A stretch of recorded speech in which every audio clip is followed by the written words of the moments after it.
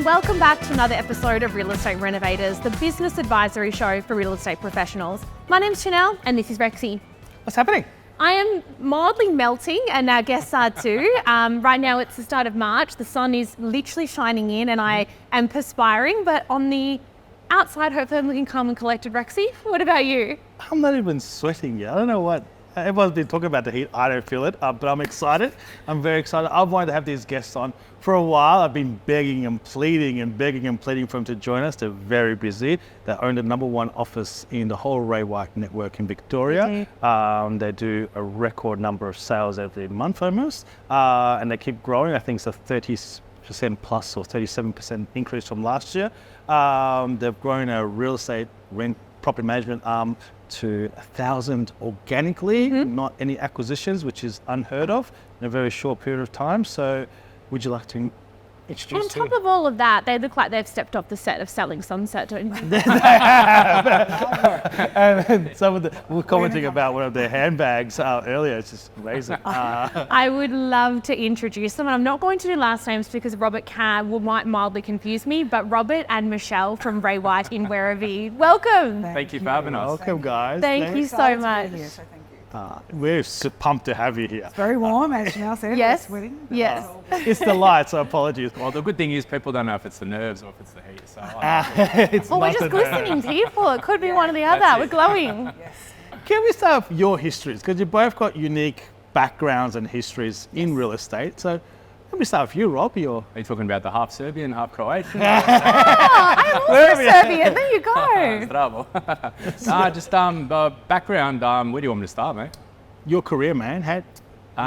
It was all by chance. Yeah. I say by chance. I've actually got a younger brother that works in the business, Alex. Real estate was his dream job. So I just used to be a chippy. I was a carpenter. I did that up until 2008. That's when Australia had the lovely GFC. And I couldn't find any work, so I laboured for about 12 to 24 months. And my mum, I think she got sick of having me at home, honestly, so she handed out some resumes. And I ended up at my career in leasing in Barry Plan in Caroline Springs. There you go. Yeah. So that's how it all started. And then from there it was a short 12-month stint. I won't mention any names, but I had a colleague from the Barry Plan Werribee office at the time saying that property management wouldn't be your forte. So I moved over to sales at the Barry Plan Werribee office. And then 5 years ago, we joined forces and never looked back. And now you're managing director of the agency as well. At the age of 32 as well. That's a massive milestone and massive achievement.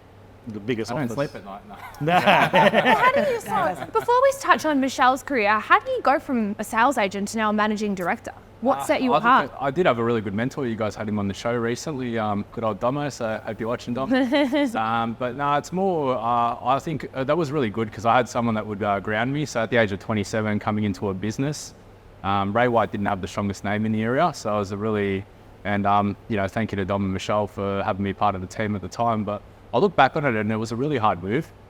Being a top seller in the area, moving to a brand that didn't have a name. And at that point, being a younger sales guy, I didn't do any research into Ray White. You only knew what you knew in your area and what you got shown. So coming into the brand, there was a lot of hesitance from my peers and colleagues saying, don't make the move, don't do it, just persevere, you'll be okay. But I just found leakage in the real estate industry, and I don't think it's just our area, but just in general about how people run their businesses, what they do for staff and everything like that. And I just thought, I saw a loophole and I'm like, you know what, I'm going to give this an opportunity. So I was like what do you call it, a blind marriage. Wow. It's fantastic. I want to really delve into that. Yeah. But before we do, Michelle, I really want to hear about your story. Looking absolutely fabulous, might I add as well, Michelle? It doesn't show it at all. Yeah, so my background, 22 years in the industry. Wow. It doesn't show. Thank you. Very, very good skincare. So yeah, 22 years, going back, 22 is going so very, very quick. 2 children, 24-year-old and 19-year-old. Wow. So, my 19-year-old has actually just joined us as our new receptionist, so so pleased with that. But my background, preschool mothercraft nurse, loved what I was doing. So I was working with babies, 5 babies in childcare centre and loved it, really enjoyed it. But it never provided me enough money. So it was, I suppose my real estate career has come from wanting a bit more of a lifestyle and be able to provide a lot more for the family. So I did the real estate course via correspondence, because somebody said to me, you'd be really good in real estate, Michelle. And I'm like, never thought about it. Let's give it a go. So I did. I had my first interview for a company, Sweeney Estate Agents at its time, 22 years ago, and that's where I got started. So I was with them for 12 years as an independent salesperson, and then moved forward with another company. Then halfway through being with them, I received a phone call from the then Dominic Belfiore, who was CEO at that point in time. And I said to him very clearly, look, I'm not interested. Ray White doesn't interest me. I actually thought I knew what they were really Very persuasive. Yeah. He got me thinking in a matter of 5 minutes on that call. So give me 10 minutes of your time, let's have a coffee. That 10 minutes led to, well, I think it was about 3.5 hours that we sat down. And the rest is history. So I opened up Ray White Werribee 7 years ago, and yeah, here we are today. What was it in that phone call that persuaded you? Or that sit-down meeting, I should say. You know, I was very loyal to my owner of the business at that point in time. I thought I was being quite looked after, but there were a few things that were raised that was very clear that actually I wasn't really being as looked after as I thought I was. But still, I was quite loyal to the team I had at the office, so I didn't want to just sort of leave overnight. I had to get to know Dominic. I had to get to know the Ray White brand. So that took a journey of about probably 12 months for me to really feel confident to make that move. Then, yeah, we opened up, 1st of Feb 2017. Wow. 7 years ago, started off with not about long. 4 or 5 of us, yeah. Compared to where you guys are now, Yeah. like there's people in real estate been there for twice as long, 3 times as long, not doing the numbers you guys are doing. No, not at all. It was a small sort of start with a small group of people, and here we are now with around 36, 38 staff, and loving it. And how do you do it? So I have Like the being passion. a female director, there's not many of them unfortunately around. Mum as well of 2 kids. And look, for me, I think it's just very important to lead by example. All right, so I certainly don't expect to tell anyone that works at our office to do something that I'm not doing or don't feel like I can do. All right, so what we're good at is just leading by example. And, you know, we have a duty of care with our staff, and that's probably the 2 main things that run by my mind every day, lead by example and duty of care. So, you know, with those 2 things in mind, we're doing it right. I think more than all right. Yeah, absolutely. You guys have both mentioned Dom, I suppose, and he's kind of persuaded both of you guys to join the office and join the network. Mine was easy. Mine was 5 weeks. I was out. So. Okay, not 12 months. But what is the brand offered you? What is the mentorship offered you? The brand itself, it's just it's really good with offering support for staff. So I find that really good for retention. But just the people within the brand. So I find from other brands, not as many people network would be the right word, and open to networking. It's sort of, I wouldn't say each office for themselves, because everyone's got like their partnership office, or every network runs differently. But I just feel Ray White, like if you guys come into the brand right now, didn't know nothing about it, and called our top office, called us, it'd just be open for a coffee, give you some insights. Like we've only been running for 7 years. We're trying to grow, restructure. So obviously we rely on our other offices that are bigger. They just catch up with us, have a coffee, give all their structures. So they're really good supportive. But that's stuff we didn't know coming into it, because Ray White was not even top 10 in the area. It just wasn't considered. Wow. And now you're at number 1 in your area and your marketplace. Yes. And in all of Victoria. And in all of Victoria. Yeah. There's a- And there's one thing to say, you know, obviously mentorship and leading by example, but there must be something you're doing in office to not only retain, but you've had significant amounts of good new recruits that have come on board. Yep. Organic growth of 1,000 to your REN roll, astronomical sales figures. What's happening internally in your business to have such rapid and such positive growth? I think it's everyone thinks it's a one size fits all, you know. Like, and I think everyone's unique, and individuals they've all got different goals, different plans, and that's not just everyone just looks at everyone's professional plan. Where I'm more set up a structure on what they want to do personally, professionally. Like Michelle said, it's not about us. It's really about them, and trying to tailor a program. Where I think a lot of people will come in and be like, you know, for example, yourself, Chanell. Yep, I want you doing $1 million in GCI. That's awesome. Every director would love that. But it's more about what's important to you. Like if you had kids, how can we support you where you can potentially still do your $1 million, but not compromise on the time with the kids. So it's just that one-on-one support system, having that care factor and not looking at people as just an employee or a number. That's what we do different. I think it's about being real. All right, so we all know there's, a career in real estate can take a lot of your time, but we want to try and create and encourage balance, the family balance, work balance, a little bit more structure around the family and working. So what's important to the individual person when it comes to their home life should also be entered into the work life. How do you implement that? Like, is it a one-on-one that you mentioned, or is it a group? I think it's probably more about if they're meeting their KPIs of which they have set with help from management based on what they want to achieve, then we're happy. All right, so it's really important that the wife or husband at home, their career is as important as our staff's career, their partner's career. So we have a lot more of a holistic family approach or individual approach, and it's just a tailored need, Rex. That's the per reality. employee. It's like I use footy as an analogy. If you come in as a gun centre player and I was your coach, if you weren't a gun centre player but you wanted to be like, I don't know, Chris Judd or something like that from Carlton, we'd show you the ropes and how to get you there. But if you didn't want to be that gun in the spotlight, that's also okay. You're not considered any different to the gun. It's just about what your needs are and how do we get you there. So I treat everyone the It same. helps as well as by leading by example. Yeah. Because people actually know, they back you in and go, okay, well, you're going through the challenges, you're listing and selling in interest rate rises, and you're still excelling, So I think that carries some weight as well. Absolutely. And leading by example as well, like Michelle being a mother, a female, and doing it all, getting the hair done and still listing and your Saturday auctions, but still having time for a massage. When people see that you can do it, they also want to replicate that. And as a female, a dominant female in the industry, we were talking about this before we started filming. There's so few. Try and name 5 female directors in real estate. We all had to think about it. Name 5 males. Bang, bang, bang, bang, bang. Yeah. Because females sometimes struggle with the balance or knowing how to balance family, life, and work. Yeah. And it's inspirational when you're sitting here and you can do it all. And you know what? Obviously, it's whatever. It's a juggle. Yes, it's hard. It doesn't come easy. However, depending on what you want to achieve, will depend on whether you get that all together.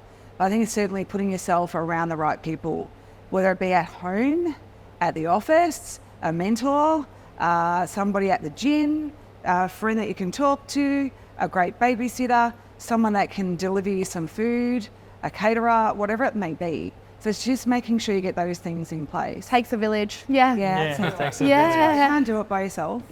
You certainly can't. So, it's a matter of being around those people that you trust, which is what I really have done in my whole entire career, is get myself around those people that I trusted.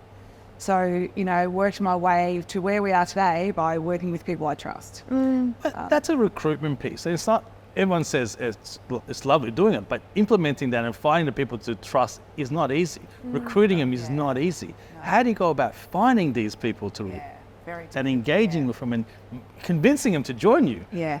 And I think it's just a matter of really people watching us from the background and knowing that we are real.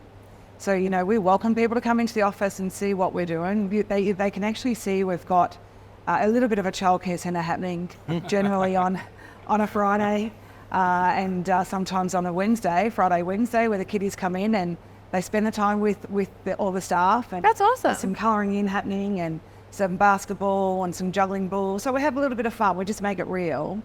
But I think, it's a matter of people just sort of watching people long enough to learn that they can trust. Absolutely. Oh, you go. I think there should be more to it. You make it sound very easy. It comes from second nature to you guys, but it's because to have a top performing office and you're both phenomenal writers, but you've got this great team around you as well that you've recruited in 7 years and you've made it to what it is now. How do you do that recruitment piece? It's not just a childcare on Wednesdays and Fridays. There's more to it too. I think on that as well, it's now it's a little bit easier, if we're being honest, because it's an attraction business, it is. But it wasn't always. No. And that's where I think word of mouth is really important. I think that carries weight in, you do a good job, you sell an auction, a private sale, you get a good review, clients are happy, they speak to friends and family. So it's the same thing when you're recruiting. If the people that are working for you, they're really happy, they speak to people. You think they're not talking, you think they're not like, assessing you, how you run your business, your day-to-day operations, that care factor. That's where we really work on that one-on-one plan. Because it does make a difference. It does. And the thing is, we're always mindful that, we were salespeople. We did work for a business. You are salespeople now. Yeah. Does that hinder you? Because sometimes you hear, when the directors are sales agents, people don't want to work for them because they're listed themselves, but you guys seem to balance that well. Yeah, well, we're definitely far from greedy. We do a lot. We give a lot of leads to our team. It's certainly what we want to do is help them grow. It's not about us. It's about them. It's about helping them. And at the end of the day, if we help enough people, we also get helped along the way, of course.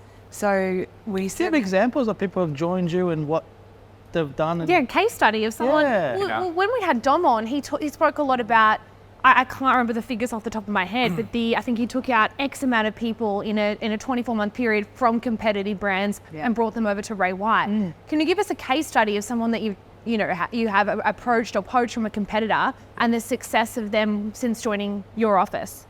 Well, we use Jared as an example. So Jared was a local. He was at one of our brands at YPA.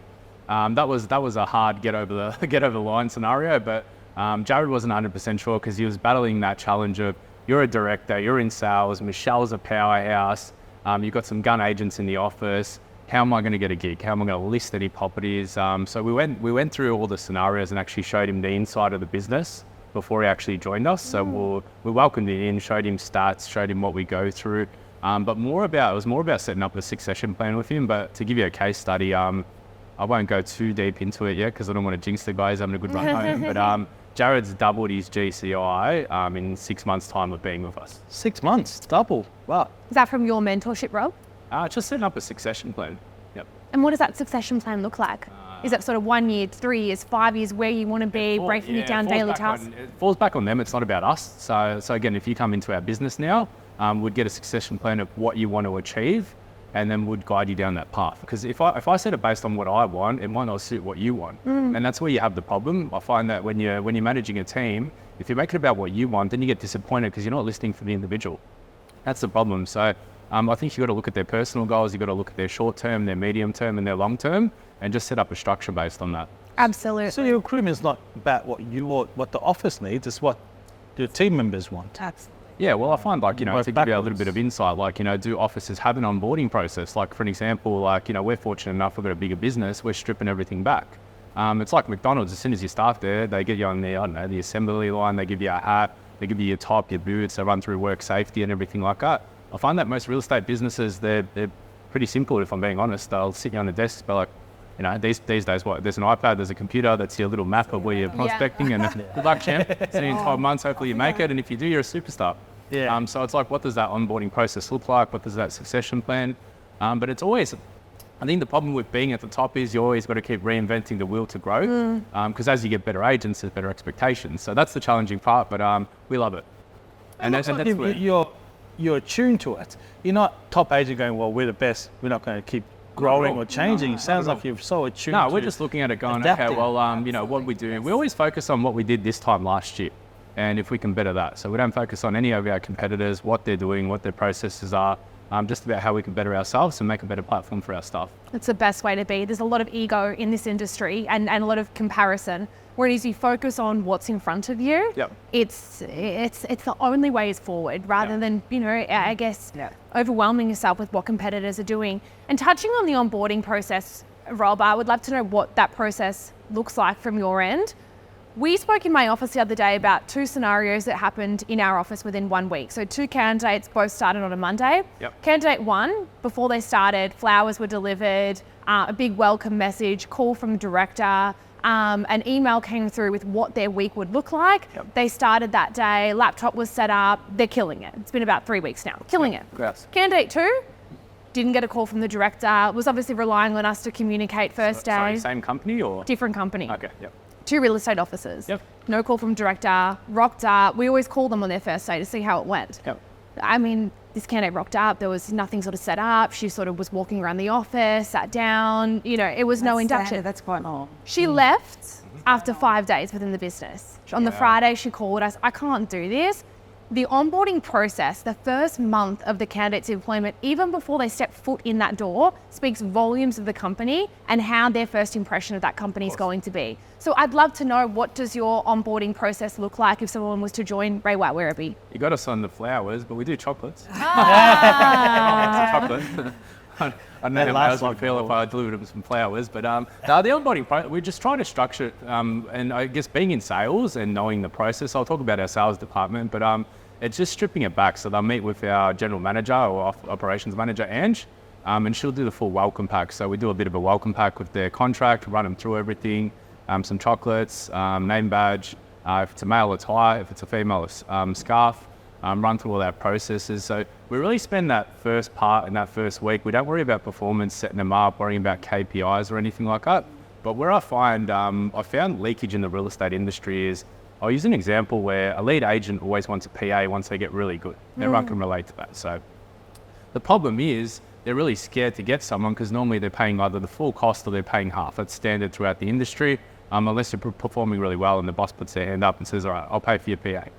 So where we found the leakage is, if you have an assistant, the problem is you've got to spend the time training. Yeah. And what happens to your GCI? It goes from here, you're a superstar, you're on top of the world, especially if you haven't had one before. And then all of a sudden you go from doing, say, 5 or 6 hours a month, you're doing 2 or 3. Yes. You're losing money, you're stressing out, you're in your boss's You office. hate the PA. Yeah, it's all his fault. He doesn't know what he's doing, but it's his fault. Poor kid. the PA. Yeah, so it's all their fault. They don't even know what they're doing. But I think that's where the onboarding's really, really, really, really crucial. So setting up a structure, Ray White's got their own onboarding process in terms of your tiers where you can start from. But like in our office, you'd start as a cadet. And what that looks like is the first 6 months, all you do is prospect. Because I think a lot of agents rely on PAs to sell their properties, manage their owners, all these day-to-day tasks that they just don't know how to do it. Yeah. And it's not the PA's fault. Like, I used to be a carpenter, so I'm just really simplistic. When I first started, all I did was cut timber. I hated it. 12 months. That's boring. I can imagine sitting there just like this, chopping timber for 12 months. But it grounded me, so when I got to the next task, I was really appreciative and I knew exactly what I was doing. So I know it might have just been as simple as cutting timber and chalking some string line on the concrete slab, but I knew that task. I was really good at that task, and that's what helped me progress. Where I feel like the assistants are set up for failure. They'll go into prospecting, then they'll get a couple of leads. The agent will go, grouse, this guy's good at that. Yeah. Then they'll go straight into sales. Then they'll do a deal from a great auction campaign that would sell itself. Then he becomes a master at sales. Then they'll jump into managing vendors. So I just feel like it all happens way too quick, and they don't have a process for it. And that's where a lot of agencies fail. It's too much for them and they're gone. There's too much pressure for them. And so we take it way back, bit by bit by bit. As they learn one part of the business or, to become an agent, they'll move forward to the next. You make it sound like, I'm not sure if you guys think karate should wax on, wax off. Yeah. Make it real simple. Well, it is. It's just breaking it down into tasks. Yeah. Now, on to property management. 1,000 organically grown properties. Talk us through how that happens. A lot of businesses would have to purchase or acquire rent rolls to achieve those figures in the time. And they don't even get to those figures in 7 years or 15 years. Or The sales team and the property management team do work hand in hand. They work very, very closely together. All right, so it's wonderful to see because most offices don't work that way. So it hasn't happened overnight, but they certainly are encouraged to work together right from the start. So I think that's probably the first thing. yeah, BDMs as well, obviously. Yeah, we have two. Two BDMs. Okay. Yeah. So you kind of not now, but at some stage you may have overcapitalized on BDMs, I'm assuming. We sat back and just said, look, we need to roll the dice somewhere just to see how it works. And I feel like, it's a bit like spaghetti. You throw it at the wall, it sticks. So just that analogy. So I think everyone that does well within a business, and quote me if I'm wrong, they take a risk somewhere. And I think you need to have that opportunity to see how far your business can go. Because we're at a point now where it's, I wouldn't say it's stagnant, we want to grow, but we're restructuring for more growth. So you always got to throw You're new setting yourself up right, though. Yeah. It's great how you... Well, it's all the back-end stuff, Rex, because it's good if you got the performance there, but if you don't have your back-end structures right, your admin and all the people that do all the hard work, not just the sale, it all falls apart. Yeah. Because we'd have so many people that do reach out, and we won't just hire anyone. We knock back people respectfully, because everyone speaks about it. Culture is so important, because I feel like if you're good for the culture, we back ourselves with our onboarding, what we can teach you, our market knowledge, our market share will help you get there. But if you don't see the culture, just something that we won't have in our business. And culture being very much about attitude, you know. If they've got the right attitude, they know what they want to be able to achieve in relation to some short and long-term goals, then we can do the rest in office. You guys reward your teams well. Yes. I know where you're leading with this. What does that consist of? I don't know about this. Tell me a bit more about that. Sorry to the other directors out there. Is there any What are you trips? referring to? Said, I hear about if your property managers make a certain target, they go take to Bali. Yeah, we were fortunate enough to go to Bali last year, mate. Yeah. Taking a real estate team to Bali, that just sounds like a recipe for fun and equal parts disaster at the same time. They're well protected. We'll just leave it at that. Yeah, and look, just you're recognising what might appear to them as being nothing special, but it actually is. You know, lunch or dinner or coffee or, you know, celebration in office. These are all really important. Small things. Recognise. I've been out when I've seen you a couple of weeks ago. I was at Beverly Rooftop for a staff's birthday party. And you had half your team, or a bit of your team. Like, you guys go above and beyond. And Absolutely. But it's the recognition, I feel like, always falls with the sales department. It's always been about the sales department, and that's where I think the better businesses that have adapted recognise all staff, because it doesn't matter. Well, you guys do. You took property management to yeah. Bali. You took sales team to I think in a post-COVID world as well, if you look at the statistics after the pandemic, significant amounts of people just went, I'm not doing this anymore, I'm opening up my own business, or working from home, or, you know, lash bit, whatever it was. They just didn't want to do that grind anymore because of lack of recognition, lack of progression, lack of support. Companies all talk about come back to the office for the culture. You walk into 80% of offices and the culture is a couple of desks and a blank wall. You know, it's difficult. So when you're retaining and growing, you actually need to have an atmosphere that people want to grow and thrive in. Correct. How would you describe your team culture in, say, 3 words? 3 words. I'm putting you on the spot here. I would say supportive of each other. Yeah, so supportive, fun, but professional as well. So is that okay? Absolutely. I think Really that's good us, words. Fun, professional, supportive Perfect. of each other. I think that's actually the team in 3 words. Yeah.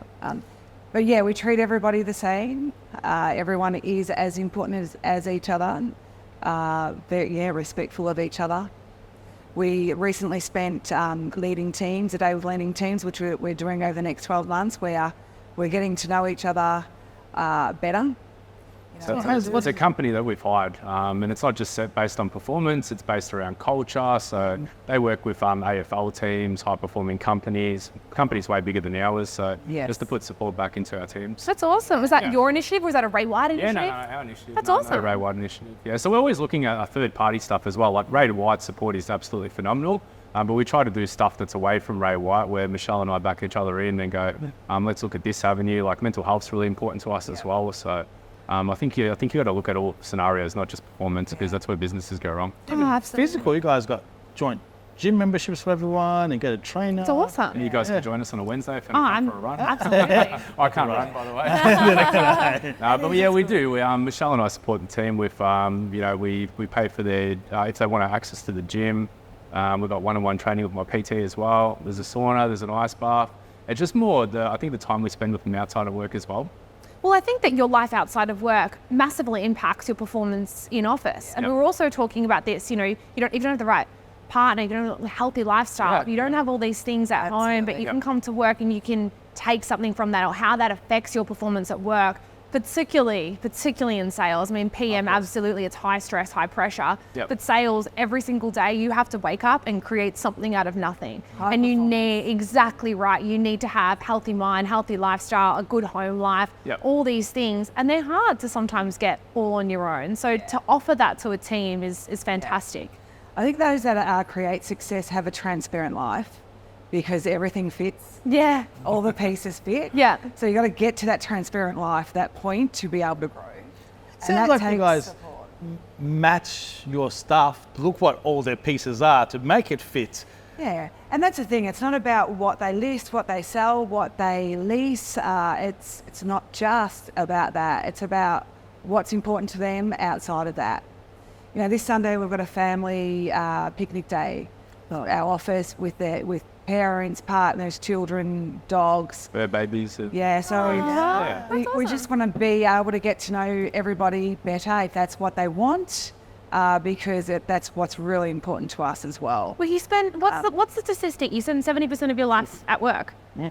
Like you want to work with. Maybe more for real estate. It's such a cliche. My but PA's you following me wanna- around. So Yeah. 99%. Yeah, boys are it's just crazy that you spend this amount of time. You want to work with people that 100%. you want to go to work and you want to be inspired. You want to be supported. And it sounds like for both of you, obviously Dom was that figure that sort of led you both to somewhat of a success, and you had that mentor in there that helped ground you and refine you. And now the legacy sort of goes down, and you're doing that with a team underneath you. Yeah, What about your partnership together?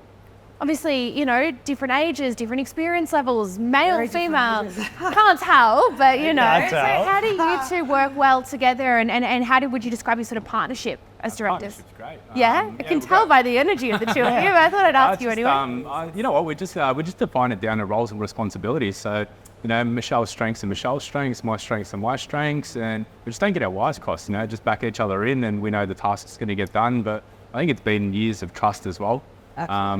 Got to say, I didn't know Robert when he first began, so to me, I had to learn to trust him. And that was built over time, for sure. From a perspective of we probably know a lot about each other, our personal lives quite a lot as well. So I think, you've got to know these things too, to be able to continue to trust each other. Financially, we're both quite okay. We don't need each other. We don't need that next sale that's happening in the business to make sure that we're okay. So I think certainly it starts from here and, moves through. I think transparency is really key. Like being open with each other, not just business stuff or not just smoke and mirrors and backing yourselves in, like outside of work, just checking in on each other.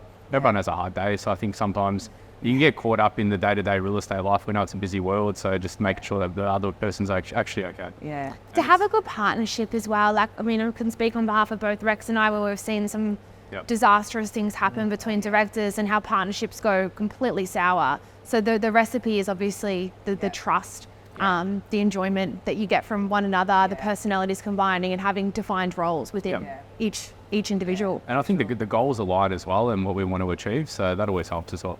And what are the next It hasn't goals? been an easy journey, like what Michelle was saying. She had to build up trust in myself, and then myself being 27, going into a business, because it's hard as well. Like I walked through the door, so I'll give you a bit of insight.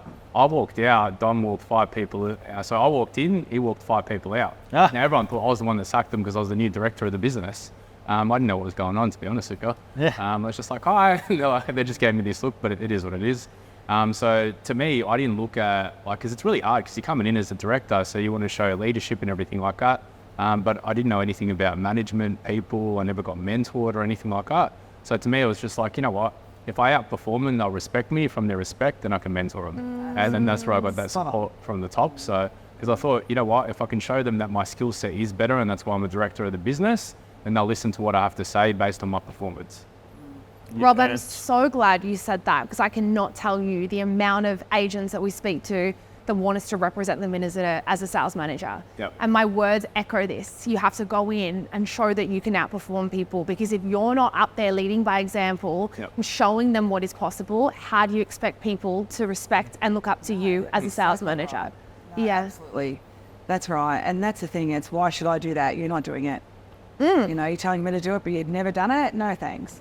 But we do it. We do it every day. I still add staff auctions. I still call auctions on behalf of staff members if they're a little bit nervous, and that's okay. It happens to all of us. So, it's just it's more backing your staff in, supporting them. But that's where I found. I thought if I lead by example, because at 27, what can you do? You barely know anything about life, let alone managing a whole team. So, I'm talking about, as you were saying, like covering auctions if they're a bit nervous. But one of our team members called too, was so very nervous. He was so nervous. I just felt for him. He was scared to call the third. He came in prepared. He practiced. He came in prepared. You could see the strength in his steps as he arrived at the property. And I thought, yes, he's got it. He's got it this time. He called the most amazing auction. I had tears at the end of it. I was so wrapped in his growth. And the owners hugged him and threw him up in the air. The photos and just that alone. Again, it's not about selling the property. That's wonderful. That's what he's there to do for the owner. However, it's about how far he grows from there. And he's gone leaps and bounds. And that's what we're about. It's about doing that. The people piece. Yeah. That's fantastic. And growth. What does the next few years look like? What's on the agenda for the number one office? Where do you you're at the top? Where do you go from here? Can we meet in here? Cancelled out yeah, on the agenda, look, we're still all about growth. So the actual plan is to go double the size we are now. So Sales and PM? Yeah, well, Dom shared a bit of a vision in terms of GCI and stuff like that. So we want to be that business that I think GCI-wise, we'll probably do about 7.5 mil or something like that this year. Wow. We're looking at 10 mil plus, double the size, new premises. Oh, new office space. Yeah. That's exciting. Watch this space. Watch this space. We'll And be needing it, that's for sure. you're already outgrowing that office now. Yeah, we're maybe 2 seats left. However, we're happy to find more for anybody. But it was funny because we transitioned, right? We had an old office. It was, you could hear pigeons in the roof, the works. Yeah, it was just great. It was an interesting office. We moved into our office during COVID time. And the three of us got together and said, oh, shit, what are we doing? It's COVID, real estate, you're not meant to work and I'm meant to catch up with people. And we've just got, it wasn't just one office suite, it was 3 lined up next to each other. So it was a bit of an interesting transition. But what I find is if you've got the spare desks, you'll find a way to fill it. Oh, yeah.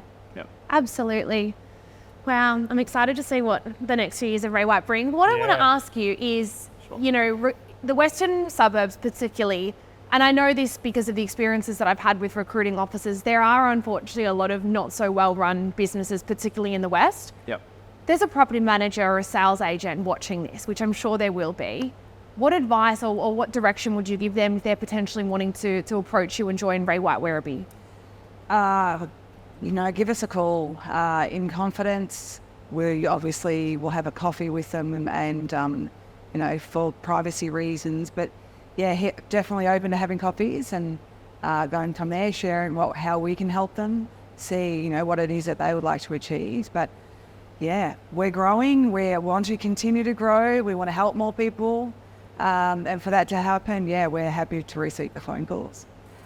Yeah, great. I think it reminds me of I don't know, been having a lot of stuff pop up on Instagram lately, but I think it was a Lamborghini with dust all over it. So I think the whole point of it is something can be so valuable, but in the wrong place. It's I love Yeah. that one. Yeah. it was a meme like that. So I just think that, you know, if you're not valued where you are, there is places that will support you. The industries are not exactly the same. There is people that care. There is people that want to put in the effort. So we're not all the same. And we know it's not about an overnight decision for most people. Took you 12 months. Correct. It was 12 months for me. I had to trust them. I had to learn that, you know, they weren't steering me down the wrong path. So we understand that. So we're not about, you know, them having a coffee and us expecting them to join us the next day. So it's about time. But them, you know, learning about us, getting to know us better, coming to the office and get to know how our environment and the culture is, and actually see that we are very, very real. On top of that, like it's even, you can reach out to one of our staff members, that's how confident we are, and just ask them what the culture's like. Or their favourite recruiter. No, I'm kidding. Avoid the fee. But, you know, if you are watching this, you've heard it here, the number one office in Werribee, the number one Ray White office in the group. Victoria, wanting to double in size in both property management and sales, and there couldn't be more kinder, more genuine and easy to speak to individuals. So if you are someone in that Western pocket that is potentially looking to make a move, I can't imagine it would be a daunting phone call to either of you because you're such lovely, warm people. Please reach out and make that phone call. Please, yeah, absolutely. We'd love to have a chat. Fantastic. Thank you both so much for taking time out and joining us. Thanks for having Thanks us. for having us. Thank you. Mish, I wanted to go have a massage and Yes. kick back. I know you weren't too well An today. appraisal first, An appraisal, and then a massage. then a later. massage, kick back. later. It's been a big week, but thank you guys. You're both thank you such for having us. inspirational human beings. Thank you so much for being a part of the show. Thank you so much. Thank you. Thanks, guys. We'll see you on the next episode of Real Estate Renovators.